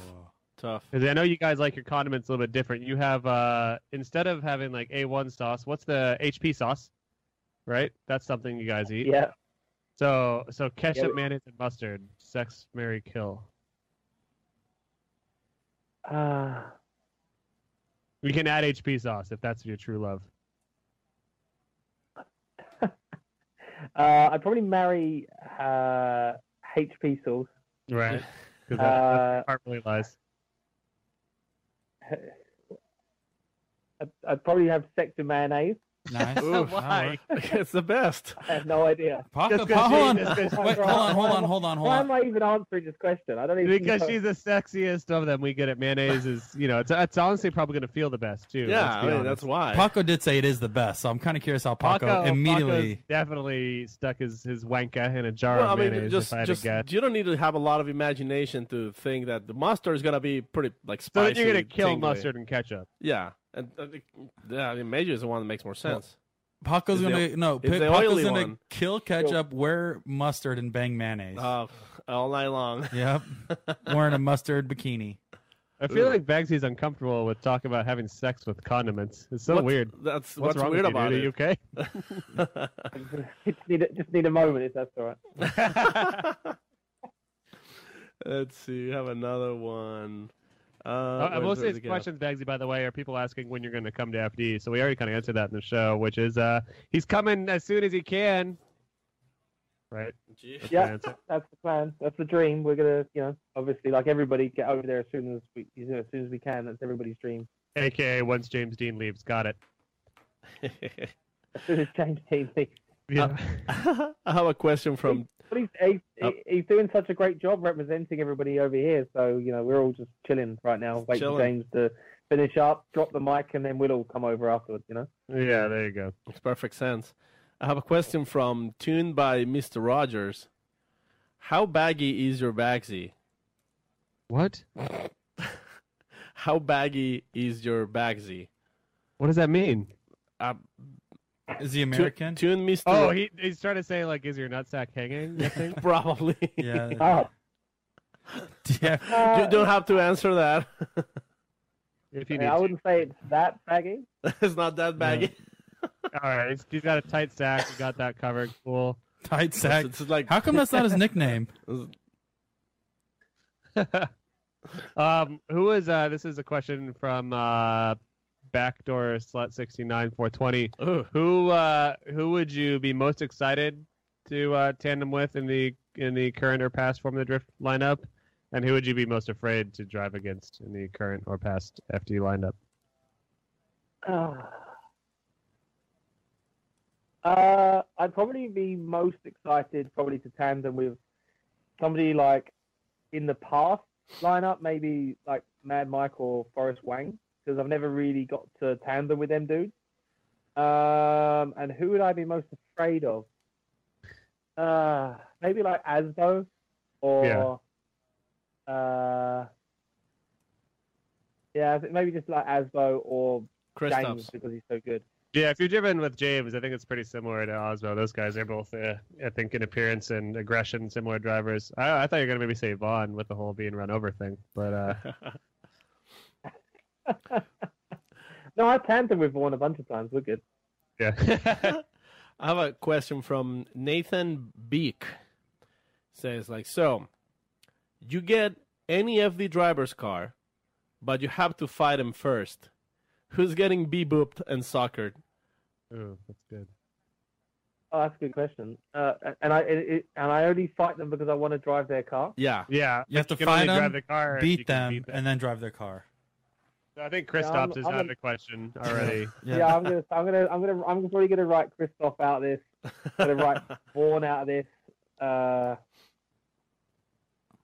Them two dudes like to go at it. Pollock, I wouldn't want to fight him either. Wait, who, Turk? No, Pollock. Oh, He said he Pollock. wouldn't want to fight Pollock either. Yeah, you could beat up Turk any day. Yeah. That's too easy. Yeah, I'd probably go with maybe like Die. Oh, die. Dude, that'd be... Sorry. Just take it. Sorry. Well, dude, Die probably knows like karate. Yeah, you're not afraid he's not going to karate you to death? Yeah, you'll be dead in a second. You won't even see it coming. No. I think he's just so polite that he'd just be like, dude, don't worry about fighting me. Just take here it is. Or what if he And then, says, like, give me you would one free say- knuckle you'd sandwich? say, like, No, he's like, dude, Baggsy, just give me one good right here. Give me one on the kisser. Come on, buddy. And it's yours. Yeah. You can take her. But that's part of the art, like pretending that you're so nice and pacific, and then suddenly, just comes That's out like- the dragon, that's like- and That's Ken Gushi's plan. He thinks oh, people are going to pick me to fight me for my car, and then all of a sudden he flexes his abs and you break your hand open. I mean, have you seen Gushi's abs, right? Yeah, he's Yeah. ripped as heck. See, I'm trying. This is another question from Butt Lover 420XX. He says, "What's all those trophies and memorabilia on the wall behind you?" What was their Instagram name? Butt Lover 420XX. Is that a real Instagram? Yeah, name? it's real. Yeah, of course, That's it's real, dude. Welcome to America. We never make up usernames. Would you show Butt Lover your trophies real quick? Butt Lover's dying to see him. Yeah, what's up with your trophies and memorabilia? What is that? Also, is that a scented candle behind you? Oh, Yes. is that potpourri? Let's see what he got. Just some of the stuff we've got here at home. Some of our achievements we've had over the years and different countries we've visited and different things. So yeah, it's cool. What's the most notable? You don't have to go over everyone, 'cause I'm sure there's a lot of history there. But what's your most notable piece back there? What's your favorite or most memorable? There is there's I suppose that we went to an event and I got to share a pit box with Lewis Hamilton, and got to talk to him about drifting and racing and different various things. We have a picture of myself and Lewis together, and I have a picture of my granddad when he came to an event before he sadly passed away, and those sorts of things. Just memories and pictures of achievements, different various events I've been to, and things that have really stood out along the way. And kind of, when you're sitting here sometimes on a Monday after an event feeling a bit deflated because, the engine fell out or something really bad happened, like hit the wall, it's nice to kind of look at that and go, things aren't that bad. You're doing something you love to do. It just seems like crap right now, but, come Wednesday, things are going to be great again. Nice. That's awesome. There was a question that somebody posted on the Facebook comments, but I can't remember who he was. But let's just give him a name. I think his username was Hot Dog Squirt Gun 69. Okay. And he was asking. Sounds like a legit one. Yep. Hot Dog Squirt Gun. Hot Dog Squirt Gun 69. Okay. He was asking if you actually if you ever driven with Lewis Hamilton. I've driven at the same event as him. We've shared a pit box. I was on the same track with him at the same time, but he wasn't drifting. He was doing like passenger rides. He was Mercedes. So he was I was riding kind of with like you? being chased around the track by Lewis. That's exciting, though. That's cool. Mm. And get Scary to drive with a champion.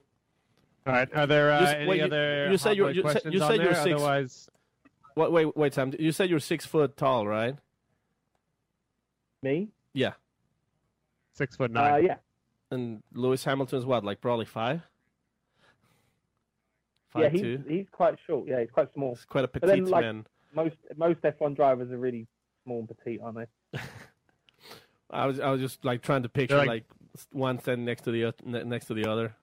They're like jockeys. Yeah. Yeah. Modern jockeys. They wouldn't even fit in the same photo. Lewis and James Dean, for instance.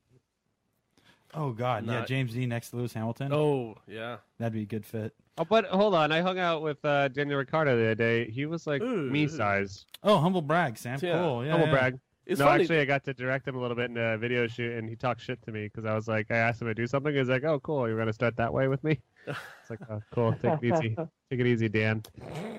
He also ate fried chicken, Oh, what a pig. which we're not allowed to talk about or take photos of because he said this is not what an athlete would do. But I'm saying it here now. Fuck you, Daniel. I actually have a question. Okay. What would be the perfect British drift car?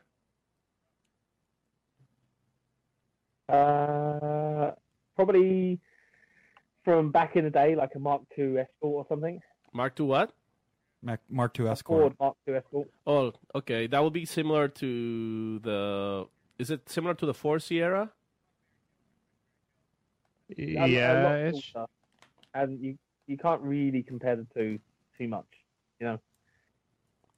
Oh wait, Yeah. this is you talk about like the small little car, right? Like the blue car from Fast and Furious, the Escort. Paco, why don't you go ahead and watch a little video we just put out of Von Gittin in the Ford Museum in Germany. You'll learn all about Mark II Escorts. I will do right now. I'll be right back. Or just hit the Google.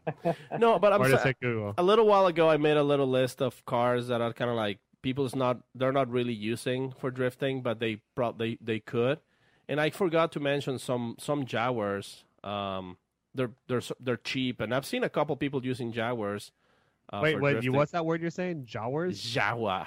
Yeah, Jawas. Jaguar? Jaguar, like baby. Star I will Wars. behave. Jaguars. Yes. That's say it again. Exactly. Jaguar. Jaguar. All right, cool. So, would you drift a Jaguar? Bagsy? Yeah, why not? They're cool. Oh, well, Why there not? you go. Bagsy approves. All right, it is now, I believe, 2 a.m. Bagsy's time. So thank you so much for talking with us. Anything else you want to say negatively to Paco or thank sponsors or anything? Now's the time to say it. No, Hit we're me. all good. Thank you very much for having me, guys. It's been a Oh, yeah. pleasure. Thank you for taking the time late at night. We know it's a bit of a stretch there, but we really appreciate your time. And hopefully we see you before you compete in FD, but if not, we will see you then. No Are you doubt. coming to Long Beach? Round one of FD? Yeah. Probably not. I don't think. Ah. I think we have an event clash right now with that. But at some point, hopefully, we'll definitely catch up. Sweet, man. Hope Can't to wait. see you around. And next time you come to Phoenix, Sounds good. come hang out at the studio. No, next time I come to Phoenix, you can come and hang out at NASCAR or something. Yeah, I'll take that. Baggsy. Put Throw on it your right back NASCAR into glasses, his court. Paco. What? Put on your NASCAR Yeah. glasses. All right. All right, Thanks a lot, Bags. Baggsy. We'll talk to you soon. Thanks, guys. Have a good Appreciate night, it. brother. Thanks to everybody. Later. Thanks for watching. Every time Paco puts on his NASCAR glasses, he immediately goes, "Hey, brother." He turns into like a Mexican Hulk Hogan. Transform into Don Trickle. Don Trickle's your I don't name? know. Yeah, so Paco's now Don Trickle. Go ahead, hit us with some NASCAR talk if you're watching Baggsy.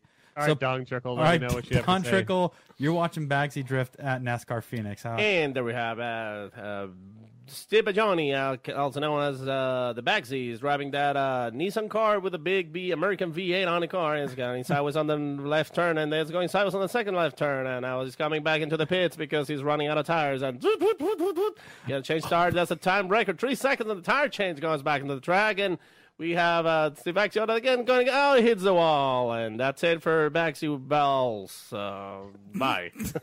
So that just reminded me, actually. That was terrible. That was not Or, bad. no, it was really good. That wasn't No, but, that wasn't bad, Don Foreskin. At King of Hammers, once again, I'm the king of the hammers. Forsberg and I were talking to someone, and they were kind of like, it's the usual, like, they're not really into drifting, and you're explaining drifting to people. And the kid's like, oh, don't you have like a 1,800 horsepower motor? And Forsberg's like, well, 1,000 to 1,200, but kind of limited by tires because we have to make tires run for 2 runs, Yep. But then when they're like, but what if we just did a quick NASCAR tire change? It wouldn't really take any longer than it currently does to reset cars. Like if you just did like a quick fucking 5 to 10 second tire change between runs, like I think that's the future of drifting, my dudes. We're gonna do 2,000 horsepower cars and NASCAR tire changes when you get back to the line. That could work. That's the only way to make it faster, right? Like, because right now the cars are limited by tires. Right, If we and you change don't- tires after each run, and we just do a NASCAR pit style tire change after each half of each battle. I'm sure boom. tire sponsors, that's the thing Well, that that's- they would love the most. Like, just get through more Double- tires. It's double the Because amount right of tires. now, Fuck right it. now, that would definitely make it harder to be Pro 1 because you'd have to spend even more money on tires. But fuck, when we get there though, like when tire companies are like fully down and we can just spend that much more money on tires, that's how you make the cars faster and wilder, right? Pretty much. Yeah. We have I wonder if there's a way to do that. I mean, it's dual. You just need more people. No, but Do it. I'm just trying to think. Like, imagine if you have 2 battles going on at once. One battle goes, another battle starts. No, Is I'm that- talking like NASCAR style. Like you have literally 10 to 15 seconds to change, like 10 seconds. Like you just gotta do a NASCAR style, and if you take longer than that, boom, you're out. Wow. It's that element of craziness.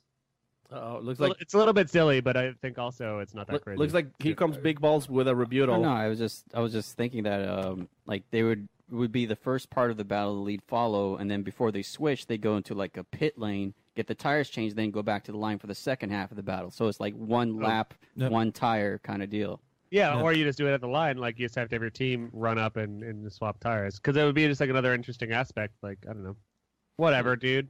Done deal. Doesn't- Oh, Doesn't have to happen. how about this idea, Sam? Oh my God, that'd be awesome.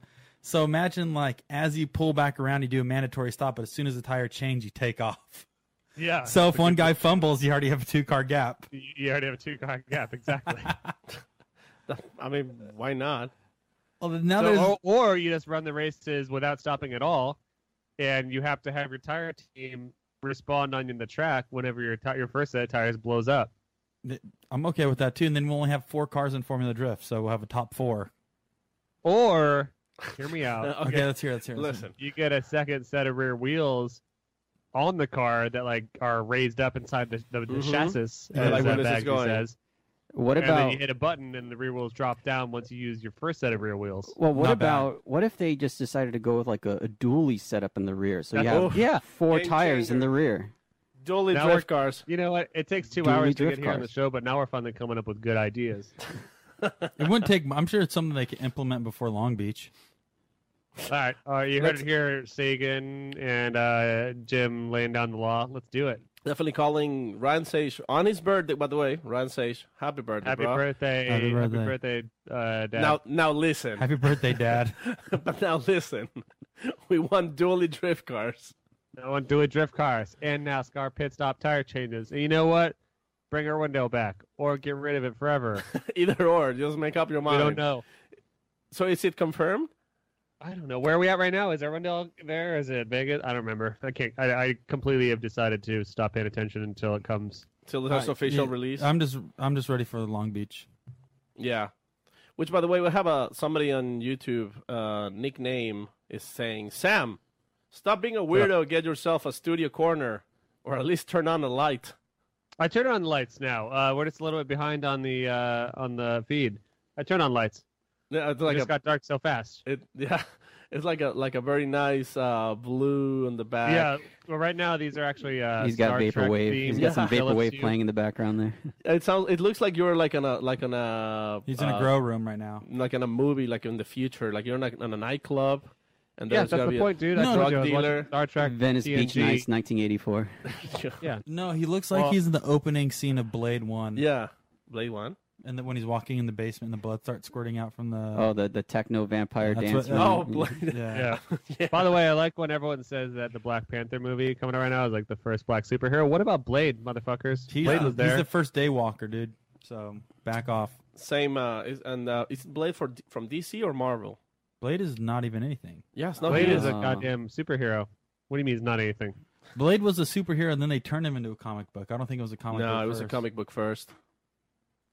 It's actually, going to Google real All right, quick. for the next 2 hours, we're gonna be doing maximum Marvel cast. Let's get into it. Let's go. I've got to go. Pat. Yeah, I gotta go to same here. Pittsburgh and Buffalo.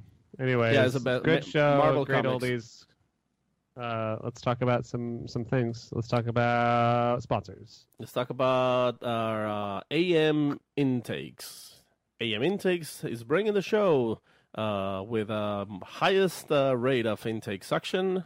Do you want to have 500 more horsepower for your car? Guaranteed. Put on AM intake. 500 horsepower. Easily. Even Easily. on your Hondas. It's all good. It's ready to go. Put on your Honda, throughout your VTEC. But Put on AM intake. You So the idiot. question is, how are you going to get that power to the ground? Ooh. You ha- You have to. There's a point in between. You There's gotta- something in between the engine and the transmission. Well, you got to point the filter to the ground. That's how you get more power. Just Oh, put it as close yeah. to the ground as you can. There you go. That's Suck up all tuning the tip. ground Tuning air. tip.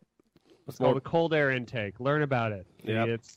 And then in between the engine and the transmission, what's in there, Corey? That would be the sucker valve. No, What? the McLeod clutch. Oh, the McLeod clutch. Yeah, sorry, I was still thinking about intakes.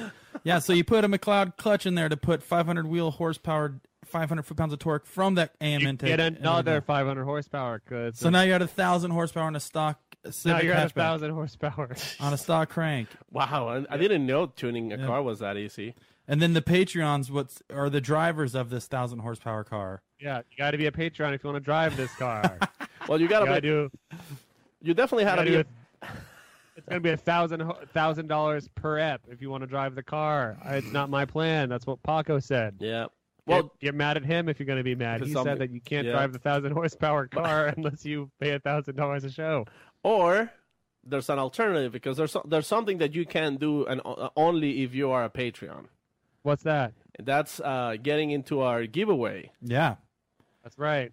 We're doing a giveaway. If you want to win a set of Motegi wheels, you become a shit. Patreon for $1. And That's a by pretty being big deal. Patreon, you have a chance to win our giveaway. So this month, One we will be set of finishing up the wheels. giveaway. Wait, hold on. What are you talking about? You're saying only $1 to get a set of wheels? Yeah, if $1 per episode, be a $1 Patreon, and you could $1 from Motegi Wheels? for a set of Motegi wheels. Is that $1 per wheel or $1 for 4 wheels? That's $1 for all of them. All of the wheels. Shipped to your door. So how does it work? I pay $1 to become a Patreon. Okay, and so- then so this isn't actually an advertisement at this point because I'm actually authentically Sam curious didn't know how about this works. because Let's explain this. No, I knew about that you talked about partnering up with Motegi and giving away some wheels, but what's the process? So what you would do is you become a $1 Patreon, and you'd have to go over and like Motegi's. I mean, $1 or more. Yeah, Yeah, as long as you become a Patreon, minimum's $1. $50. Yeah, $50, $100, $3,000. Once you become a Patreon, you have to go over to Motegi and throw a like on, follow their page on Instagram. And Or he's then, going to check. And then by the 20th of this month, the 20th to 21st, we will be announcing that winner. And the way This we're gonna choose who's gonna win is pretty much like if you're a $1 Patreon, pretty much you have like one number, One entry. one entry. If you're a $2 Patreon, you have 2 entries. So there you have more chances of winning. if you're like one of our $5 Patreons, you have 5 chances of winning. So What's bananas? exactly. So I mean, you don't have to be a $5 Patreon, but you could. Yeah, 4 more if you chances really to win. want, you can be $100. And then guess what? Patreon. Next month we're giving away some more stuff. You're saying that you're gonna choose at the 20th of this month. That's really soon. Yeah, well, you missed last week, so Shit. sorry, Sam. So you better get on it. Yeah, become a Yeah, patron. Sam. we will post something as well as on Instagram probably tomorrow. Have all the with more details. I'm gonna become a fucking Patreon, guys. See you later. Shut up, Thank Sam. you. Bye, Sam. All right, Well, I think that concludes today, boys. let's send our guys back to enjoy their Sundays. Yep. Yep. And we'll see you guys on Tuesday. That's right. I'll see you next Tuesday. Ooh, don't even go. Oh, there you go. All right, guys. Adios. Have a good night, guys. Thanks for tuning in, and we'll see you at the wheel drawn.